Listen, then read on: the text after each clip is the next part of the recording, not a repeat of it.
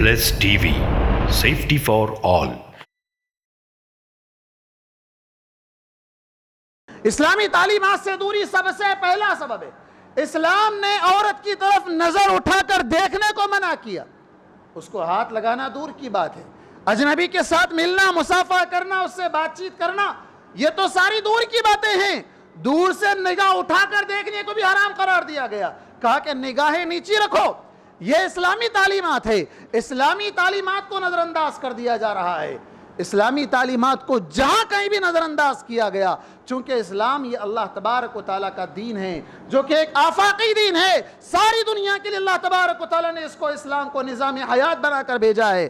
جس نے بھی اس دین سے سر منہ انحراف کیا، وہ دنیا میں بھی اسی طرح ذلیل ہوگا اور آخرت میں بھی اللہ کے عذاب سے ہمکنار ہوگا۔ دوسرا سبب، شراب نوشی کو فروغ دیا جا رہا ہے۔ شراب نوشی، پب اور جتنے بھی یہ کلب سسٹم جتنے بھی بڑھتے جا رہے ہیں، ان کو بڑے پیمانے پر فروغ دیا جا رہا ہے۔ آفسوں میں کام کرنے والے آئی ٹی پروفیشنل حضرات اچھی طرح جانتے ہیں کہ وہاں کا ماحول کیا ہے، وہاں کس طرح کی تہذیب آج پائی جاتی ہے۔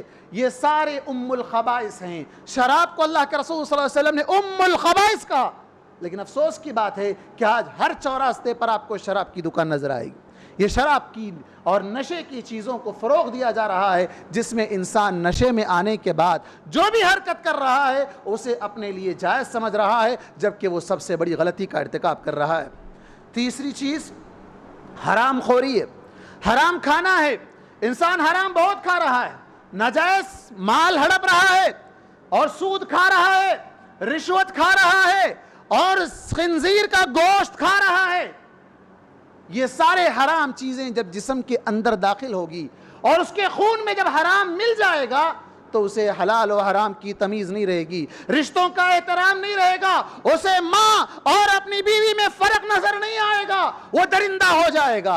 اسے کوئی اجنبی عورت اور کسی عورت کے بارے میں، اس کے بارے میں کوئی خیال اس کے اندر پیدا نہیں ہوگا، اس لیے کہ اس کے خون میں خنزیر کا گوشت اور اس کا خون سرایت کر چکا ہے، اب وہ درندہ بن چکا ہے۔ اور جب انسان حرام کھاتا ہے تو حرام کھانے کے بعد اس کے اندر سے حلال کی تمیز ختم ہو جاتی ہے۔ اسی لیے اللہ تبارک و تعالیٰ نے فرمایا لا تأکلوا اموالکم بینکم بالباطل، کہ باطل طریقے سے اپنے مالوں کو نہ کھایا کرو۔ اور چوتھی چیز بے حیائی کا طوفان ہے۔ بے حیائی کا طوفان امڑ پڑا ہے، ہر طرف بے حیائی عام ہو چکی ہے۔ بے حیائی سے میری مراد بے پردگی کا کھلے عام اظہار ہے۔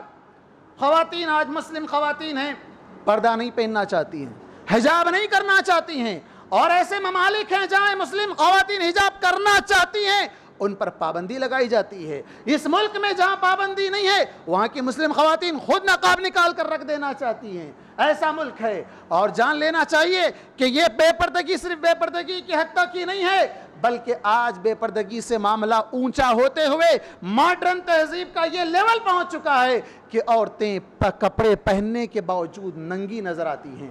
اللہ کے رسول صلی اللہ علیہ وسلم نے سچ کہا تھا، صحیح بخاری اور صحیح مسلم کی روایت ہے کہ دو قسم کے لوگ جو جہنمی ہیں، جن میں سے ایک نساء کاسیات عاریات ممیلات مائلات، کہ وہ عورتیں جو کپڑے پہنی ہوئی ہوں گی لیکن ننگی ہوں گی، کپڑے پہنی ہوئی ہوں گی لیکن ننگی ہوں گی۔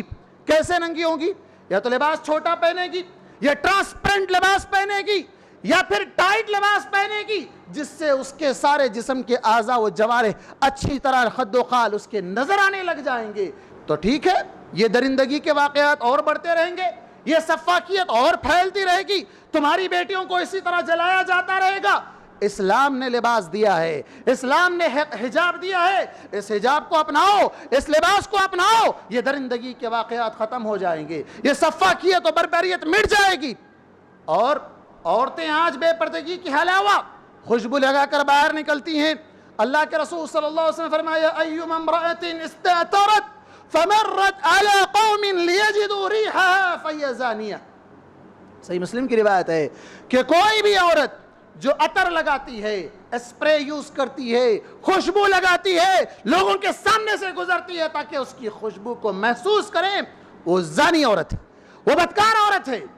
تو تو آج ماڈرن دور ہے، ایک سے ایک اسپرے مارکیٹ میں اویلیبل ہیں، لیڈیز کے، جینٹس کے، مختلف طریقے کے اسپرے آج موجود ہیں، خواتین لگا کر اسے باہر نکل رہی ہیں اپنی طرف، مائلات ممیلات، خود مائل ہونے والی ہے لوگوں کی طرف اور دوسروں کو اپنی طرف مائل کرنے والی ہے، یہ اٹک مٹک کر چلنا، یہ اپنے بالوں کو بکھیرنا، یہ ساری دعوتیں دیتی ہیں گناہ کی طرف. اور پھر اللہ کے رسول صلی اللہ علیہ وسلم نے کہا کہ لا يدخلن الجنہ، یہ جنت میں کبھی نہیں جائے گی، جنت میں کبھی نہیں جائے گی، اور جنت میں جانا تو دور، جنت کی خوشبو بھی یہ نہیں پا سکے گی، لا یجدن ریحہا، اس کی خوشبو بھی ان کو نہیں ملے گی، جبکہ اس کی خوشبو جنت کے فلاں مسافت سے 40 سال کی مسافت سے اس کو پایا جا سکتا ہے، حاصل کیا جا سکتا ہے. اور چھٹواں سبب ہے فحاشی کو فروغ دینا. آج سوشل میڈیا، پرنٹ میڈیا، جتنے بھی میڈیا ہیں، یہ تمام میڈیا کا سب سے زیادہ کردار نیوز فراہم کرنا نہیں ہے، فحاشی کو پھیلانا ہے، فحاشی کو، عریانیت کو پھیلانا ہے. ٹک ٹاک نے سب سے زیادہ عریانیت پھیلائی ہے، یہاں کے یوزر زیادہ ہیں، ملینوں میں اس کو یوز کرنے والے ہیں.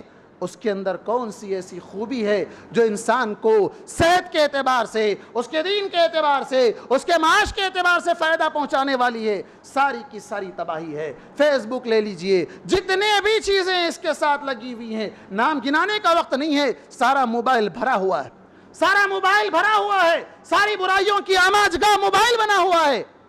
اسی موبائل کے اندر آج یہ ساری برائیوں کو فروغ دیا جا رہا ہے. اللہ کے رسول صلی اللہ علیہ وسلم نے ہمیں ان تمام برائیوں سے منع کیا، بلکہ قرآن نے کہا قُلْ إِنَّمَا حَرَّمَ رَبِّيَ الْفَوَاحِشَ مَا ظَهَرَ مِنْهَا وَمَا بَطَنَ.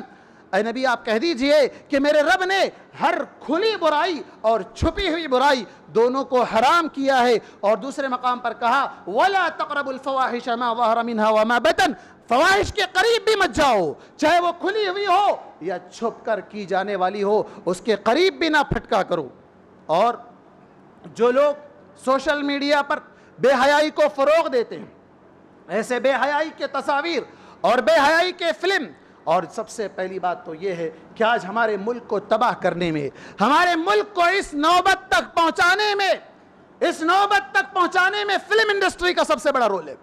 سب سے بڑا رول فلم انڈسٹری کا ہے، جہاں آپس میں کوئی رشتے نہیں ہوتے ہیں، اور رشتوں کا روپ دے کر بے حیائی کو، عریانیت کو پھیلایا گیا اور پھیلایا جاتا جا رہا ہے، لیکن کوئی اس کی طرف اشارہ نہیں کرتا، کوئی اس کے بارے میں منہ نہیں کھولتا، جبکہ سب اسے بڑی لذت کے ساتھ، بڑی ہی احترام کے ساتھ ایسے تمام تصاویر، ایسے تمام ویڈیوز اس کو دیکھتے ہیں، شیئر کرتے ہیں. اللہ تبارک و تعالیٰ نے فرمایا ان الذين يحبون ان تشيع الفاحشة في الذين آمنوا لهم عذاب أليم في الدنيا والآخرة والله يعلم وأنتم لا تعلمون. کہ جو لوگ بھی مومنوں کے درمیان فحش چیزوں کو پھیلاتے ہیں، فحش چیزوں کو پھیلانا چاہتے ہیں، ان لوگوں کو جان لینا چاہیے کہ ان کے لیے اللہ تبارک و تعالیٰ دنیا میں اور آخرت میں دردناک عذاب تیار کر رکھا ہے. دردناک عذاب ہے. آپ نے کوئی میڈیا میں کوئی چیز آپ کو پسند آئی، آپ نے دوستوں کو فارورڈ کر دیا، آپ نے کسی کو بھیج دیا، آپ بعد میں توبہ بھی کر لیں گے، لیکن آپ کے ذریعے سے جتنے لوگوں کو وہ برائی پھیلی ہے اور آپ کی شہ دینے پر جتنے لوگ اس برائی کا ارتکاب کیے ہیں، ان تمام کے گنہگار آپ بنیں گے. تو اسی لیے کہا گیا کہ برائی کو پھیلانے والا، اس کے لیے دردناک عذاب دنیا اور آخرت میں ہے.